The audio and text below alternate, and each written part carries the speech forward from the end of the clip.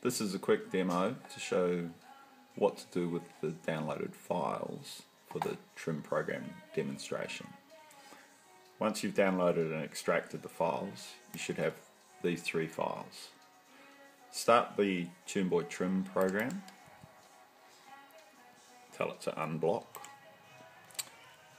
go to the file menu, select open trim file, go to the location that you've stored your file. Mine's under tuneboy demo. File to select is sample trim file. Open it. This will give you a blank trim file. Go to the options menu, select roll on. This pops up the window, the target window that shows you your relative throttle position and air fuel values and engine temperature. It also has a tick in the roll on mode. Go to the view menu and select graph screen. This brings up an air fuel line graph. It will show the results. Go to the tools menu, select process log.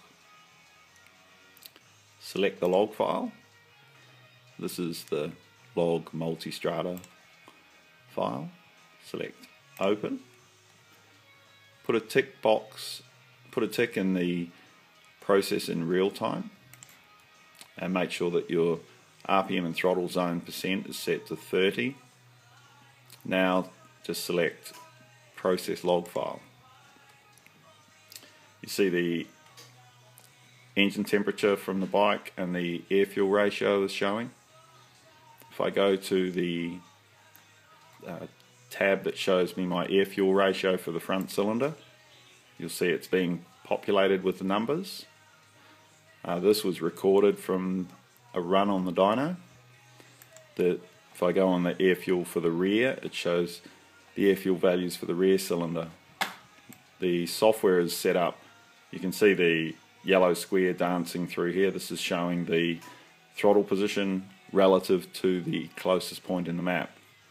Now once the throttle backs off, this line appears here showing the air fuel ratio. The green line is the target air fuel ratio from the target air fuel tab. You can see that the text has turned grey. This indicates that a trim has been made for this point. If we look at the fuel trim tab, you can see there the numbers have been filled in for the front cylinder and for the rear cylinder based on the air fuel values. Now it's continuing to go through and it's running up at the next throttle point. When the throttle backs off, it will make the changes and it will show the next point. If you watch this through to the end, you will see it runs through all the points up to the 50% throttle point. This demonstration shows exactly how the software works when you're running it on a dyno. The throttle position is controlled from the PC, so I just select the point that I want the throttle to run up to and hit the F5 key, and this makes the throttle on the bike go to that exact point. You can see the yellow square is dancing around. The reason for this is the software in the computer is constantly adjusting the throttle to try and keep it as close to the target as possible. You see the air fuel values, the numbers in there. Green indicates that it's within 0.2 of the air fuel target. So you can see it's running through the second time for that line on the map, and it's already pretty close to the target. The more times that you run through, the better the result will be.